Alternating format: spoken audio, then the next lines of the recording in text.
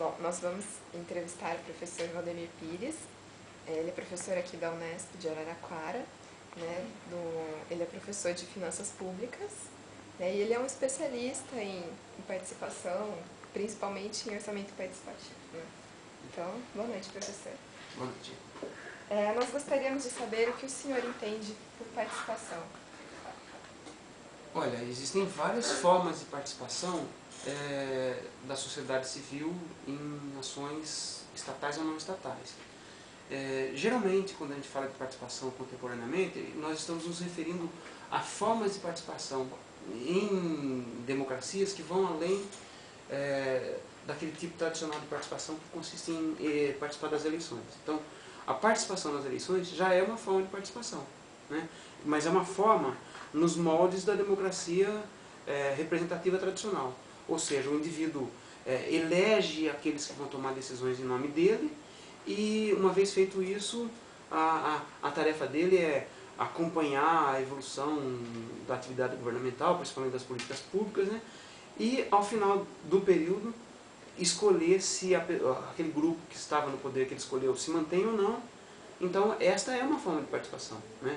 Só que, em função da eclosão dos movimentos sociais urbanos nos anos 60, 80, 70, né, e até nos anos 80 no Brasil, passou-se a falar muito de participação popular e poder local, né? E essa foi uma temática muito forte nos anos 60 e 60, perdão, nos anos 70, final deles, do meados dos anos 70 até os anos 80. Então, geralmente a gente pensa a participação como aquela participação adicional à participação eleitoral, né? E a Constituição de 1988 no Brasil consagrou várias formas de participação. Então, mesmo nos marcos da democracia tradicional, o plebiscito, o referendo, o impeachment, que aliás ocorreu né, foram consagrados na nossa Constituição. Mas esses ainda são instrumentos que já estavam em outras constituições, já são aperfeiçoamentos da democracia representativa, que a gente pode considerar também tradicionais. O diferencial mesmo da Constituição de 88 foi criar formas de participação tripartite, governo, sindicatos, trabalhadores, na gestão, por exemplo, do Fundo de Garantia, do tempo de serviço, foi criar assentos para trabalhadores em políticas públicas, foi criar principalmente os conselhos gestores de políticas públicas, Conselho de Saúde, Conselho da Educação, e dar um certo poder para esses conselhos. Então, foi admitida uma participação maior da sociedade nas decisões governamentais nos períodos intereleitorais, né? A mim me parece mais adequado se referir à participação, mais especificamente participação popular, nessas formas inovadoras, né? Não são somente essas formas que a Constituição consagrou, mas a própria sociedade foi encontrando formas dela mesma de participar. Aliás, o que se consagrou na Constituição de 88 já foi um reconhecimento do que a sociedade vinha fazendo. Sociedades amigos de bairro, né, nos bairros mais pobres, reivindicando melhorias. O próprio movimento sindical, querendo maior participação, né, que foi esses movimentos que eu acabei de mencionar, mas os movimentos religiosos, comunidades eclesiais de base, pastorais do trabalho, né, muito fortes nos anos 80, e que acabaram não só sendo consagrados na Constituição de 88, mas que foram responsáveis pela própria redemocratização do país.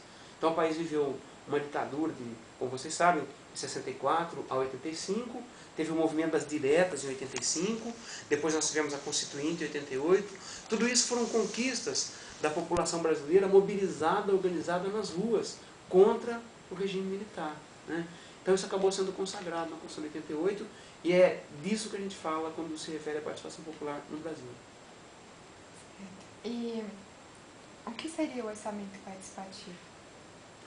O orçamento participativo é uma das formas de participação mais inovadoras, mais promissoras, que foi criado ao longo desse movimento que eu acabei de me referir, né? E é uma participação focada, né? Focada na gestão, principalmente das despesas públicas, né? Onde a principal ideia é que aqueles que sentem as necessidades são os mais indicados para alertar os governos, ou para dialogar com os governos, a respeito de qual deve ser a melhor alocação dos recursos públicos que vêm do bolso dessas próprias pessoas e de outras, né? Alguns podem até dizer, não, mas os mais pobres vêm do bolso deles as receitas. Sim, no Brasil vem, né? Porque a nossa tributação ela é muito regressiva, né? Tributa-se mais indiretamente, ou seja, IPI, ICMS, imposto sobre serviços, que são tributos indiretos, né?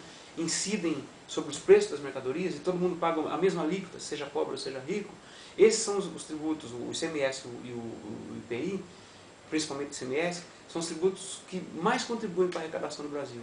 E a gente pode dizer que os pobres, proporcionalmente, são os que mais pagam, né? Então é uma forma das pessoas indicarem ao governo as suas prioridades. Não significa que só os pobres devam participar do orçamento participativo, né? Na verdade é uma arena de debate que se abre para toda a sociedade. É que numa sociedade desigual como a nossa, as pessoas mais pobres têm mais necessidade e veem nesse canal uma forma de resolver seus problemas. Enquanto que a classe média tem outros mecanismos de participação. Seria muito conveniente, inclusive, que ela participasse, porque qualifica o processo.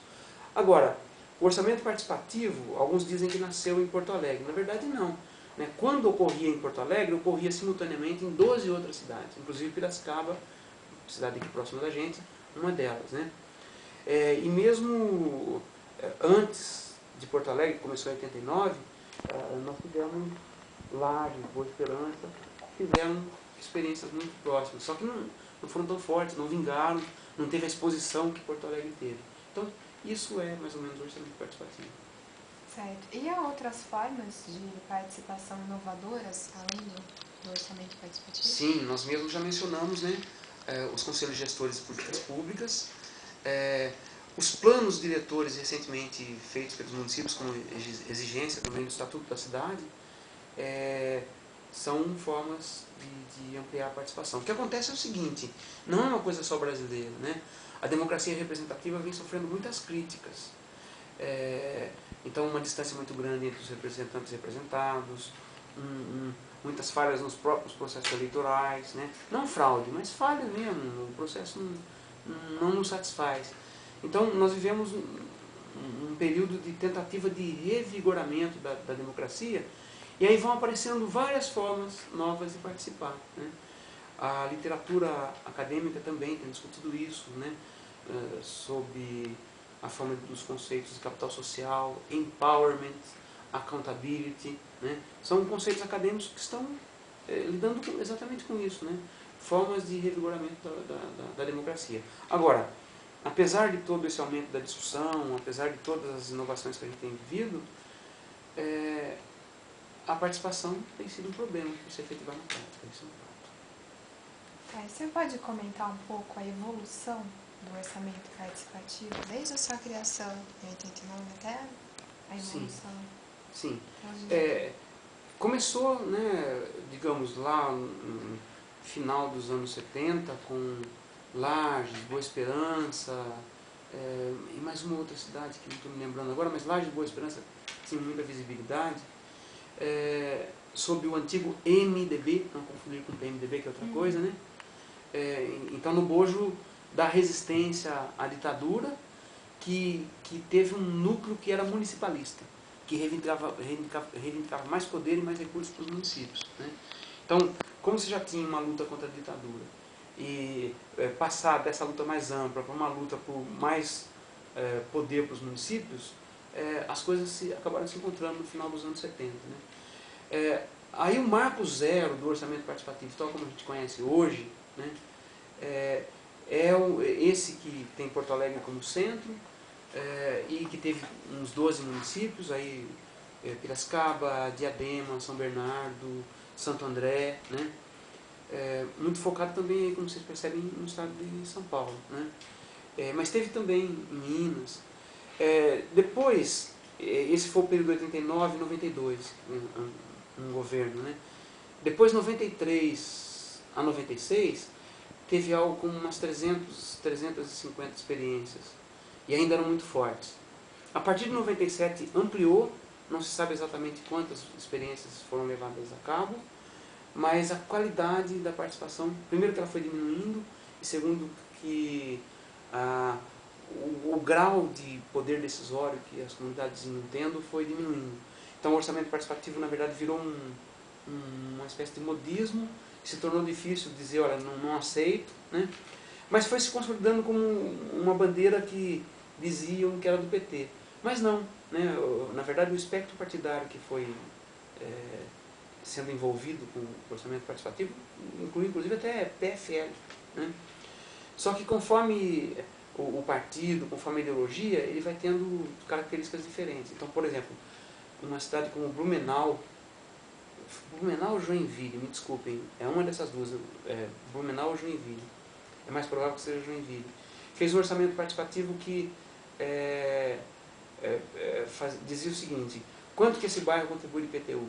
Então, esse percentual ele vai discutir. Então, é como se eu tivesse quem paga mais tem poder de decidir mais. Então, veja, essa é uma lógica quase que mercantil, é um tipo de ideologia. Outra coisa é fazer o orçamento participativo dizendo assim, o seguinte: nós vamos redirecionar os recursos públicos em função de quem precisa mais, que é uma das funções do Estado, então é mais social-democrata.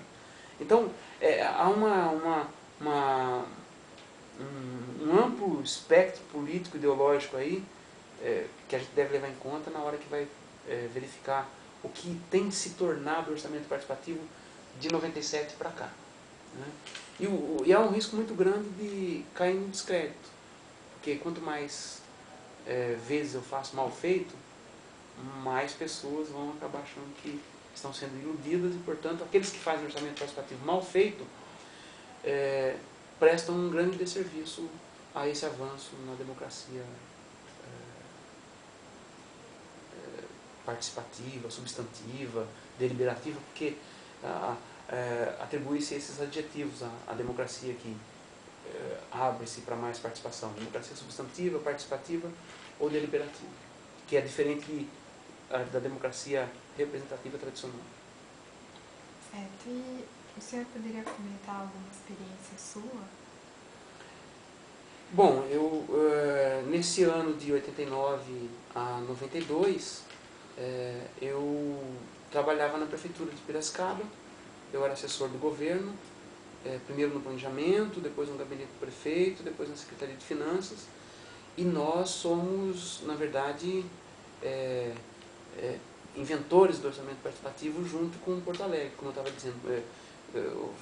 As pessoas conhecem Porto Alegre, eu conheço Porto Alegre e outras, porque estávamos lá, discutíamos com Porto Alegre, discutíamos com Ipatinga, me lembro, Santo André, claramente, Diadema. Então foi uma experiência de ajudar a inventar. Eu era muito jovem e estava lá no governo, depois me tornei secretário de Finanças e continuei fazendo orçamento participativo. Depois deixei o governo e fiz um esforço de levar esse tema para a Universidade Metodista de Piracicaba. Então a gente notava que o governo seguinte poderia desativar esse tipo de experiência. Então nós fizemos inclusive cursos de formação para a comunidade e para vereadores para continuar o orçamento participativo. Então foi uma experiência aí já no nível acadêmico. Depois dei consultoria para outras cidades. Acho que a mais importante foi Santa Bárbara, ali perto de Piracicaba também. Ouro Fino, né? Tive depois, bem mais tarde, em 2000 e pouco, 2003, 2005, não me lembro exatamente, mas trabalhando com o Ministério Público do Mato Grosso, com a cidade de Cuiabá.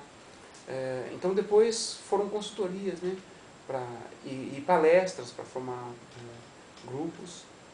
E hoje ainda é meu tema de pesquisa, né? Tenho produzido artigos aí, principalmente com parceiros espanhóis, porque o país em que o orçamento participativo está se tornando mais forte no momento é a Espanha, né? A Inglaterra já está começando a fazer orçamento participativo. Existe uma iniciativa conjunta, Portugal, Brasil, né? De levar o orçamento participativo para a África, né? Foi criada uma rede, vocês podem ir na internet. Se vocês digitarem orçamento participativo hoje na internet, vão achar um monte de coisa, né? Então, minha experiência é essa. Primeiro, operacional, prática, política, quer dizer, eu fui agente do orçamento participativo, e hoje meu papel é mais esse de consultoria e de reflexão científica mesmo. E o que o senhor acha da qualidade da participação no Brasil? Eu vejo o seguinte, nós tivemos um período de intensa participação, seguido de um período de declínio lento e de declínio acentuado, né? Então, a luta contra a ditadura, que a gente pode localizar como muito intensa no período de 75 a 85, foi um período de muita participação popular, né? Capitaneado por várias entidades que faziam opinião pública, como a CNBB, Ordem dos Advogados do Brasil, a Associação Brasileira de Imprensa, e os partidos de oposição, mais o sindicalismo, né? O sindicalismo foi muito importante para a democratização do Brasil. Devem saber das greves do ABC, né? Luta contra a carestia. Então, o próprio movimento municipalista, né? De 75 a 85 você tem essa imensa participação. Se vocês pegarem os jornais de 75 a 85 e começarem a ver as manchetes, vão notar que assim, são manchetes do povo na rua. De 88 para diante, a partir da Constituinte, a luta política já se trava mais do lado do parlamento, já não é mais a rua que fala, né? Então houve um declínio dessa participação. As conquistas são enormes, né? Porque abriu-se esse espaço de participação, mas é uma situação contraditória, porque naquele período de 75 a 85, a participação era inclusive proibida. Havia a Lei de Segurança Nacional, sindicalistas que faziam um pouco mais de oposição eram presos, né? Então, naquele período que era proibido, a participação era intensa. Agora que nós temos muitos canais, a participação é muito difícil. Inclusive, esses conselhos, tem conselhos que não conseguem se reunir, e como eles não conseguem se reunir, a lei exige que eles se reúnam, recursos, por exemplo, da merenda não são repassados porque o conselho não está funcionando. Então, é uma situação em que, quando se era proibido, participava, agora que pode, a gente faz pouco uso do recurso. Ficamos assim, naquela expectativa de que as duas coisas se juntem em algum momento, né? Mas essa redução da participação parece uma coisa que não é só do Brasil, né? Esse período de muito vigor do discurso neoliberal, muito individualista, de recuo do Estado, né?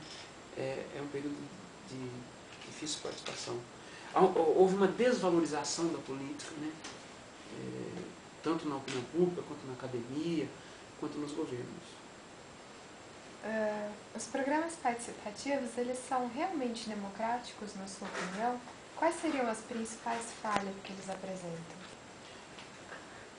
Eu acho que, para isso, nós teríamos que fazer uma avaliação caso a caso. Acho que essa é uma tarefa bastante importante para a academia hoje em dia. Para relatórios de estágio, trabalhos de conclusão de curso, monografias, dissertações. De fato, até existem até que relativamente numerosos estudos procurando saber disso, né? Quer dizer, ir para o empírico para verificar. Existem numerosos estudos de orçamento participativo para verificar isso, né? Mas de uma forma genérica, essa é uma sensação muito pessoal do meu contato com a temática e com pessoas que lidam com a temática. Eu acho que a qualidade da participação tem caído, né? A ponto de alguns municípios mobilizarem para participar dos conselhos funcionários públicos, né? A ponto de uma pessoa que é aliada à política do grupo que está no poder se fazer parte de vários conselhos para que a coisa possa funcionar, né? Houve um recuo e é difícil de revigorar, né? E para mim é um pouco fácil falar isso porque eu participei do movimento das diretas, né? Eu participei do movimento constituinte e fui até fiscal do Sarney no plano cruzado, né? Que a população ia para a rua para fiscalizar inclusive o preço, denunciar, né, o supermercado que estava abusando de preço. E hoje em dia é muito difícil mobilizar, né? Vocês mesmos, como estudantes, sabem que até nas salas de aula debater alguma coisa se torna difícil. Eu não tenho explicação para isso, só tenho a lamentar, né? Porque é uma perda para a sociedade, essa desvalorização da política e essa perda do apetite para o debate. E é o que hoje a gente está vivendo. E isso que a gente vive na universidade, na sociedade em geral, afeta também as prefeituras, afeta os governos que hoje são chamados por lei a promover a participação.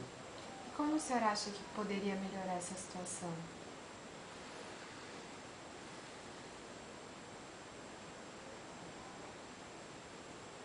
Essa é uma pergunta difícil, né? Como reverter um quadro de apatia política? Né? Na verdade, é uma pergunta que é feita para o Brasil desde que ele existe como país, né? Como um país assim que não tem tradição de participação. Foi sempre, a nossa legislação, inclusive, foi sempre assim, uma legislação que incluía itens para excluir. A partir de 88 passou é a primeira vez, né, de forma tão intensa, porque teve também outras constituições democráticas, como a de 46, que vão sempre excluindo. Primeiro é o escravo, depois restou a mulher, né, hoje até o jovem, 16 anos. Então houve uma abertura muito grande para a participação. E apesar disso ela não é bem aproveitada, né? Então existem tantos ingredientes aí de natureza histórica, antropológica, política, ideológica, com que a gente tem que lidar, que eu não me sinto uma pessoa competente para responder essa pergunta. O que eu tenho feito é o seguinte: no orçamento participativo, por exemplo, eu discuto a questão da formação dos agentes, né? Tem um artigo sobre isso dizendo assim, bom, temos que formar as pessoas para isso, né? Mas mesmo isso embute uma armadilha, eu percebo, né? Porque no Brasil, sempre que você tem um problema para resolver, você fala assim, não, é educação. E a gente vai jogando responsabilidades para a educação, e na verdade a educação é o quê? É alguém de quem a gente não pode cobrar, né? Então está sendo educado, mas o sujeito não tá aprendendo. Então é uma pergunta que eu preferiria devolver para todos vocês e chamar a atenção para a importância de debater, inclusive ela, né? Porque a baixa participação ela tem um preço, né? Quando a gente trabalha com conceitos como capital social, por exemplo, a gente vai concluir que países com baixa participação, com baixo empowerment, baixo nível de cultura cívica, né? Que esse é um dos elementos que compõem o conceito de capital social, são países que têm menor potencial de desenvolvimento, né? E nós somos um país que ainda merecemos ser alertados pelo fato de que nos pautamos pela chamada lei de Gerson, leve vantagem você também, né? A própria economia já tem discutido isso, né? O oportunismo, que é assim, o oportunismo nada mais é que essa, levar vantagem à revelia dos outros, ele é contraproducente do ponto de vista econômico. E a nova economia nacionalista, ela se propõe a discutir inovações adicionais, né, que reduzam o oportunismo entre os agentes econômicos. Porque essa redução do oportunismo melhora a possibilidade de crescimento econômico, de crescimento das empresas, né?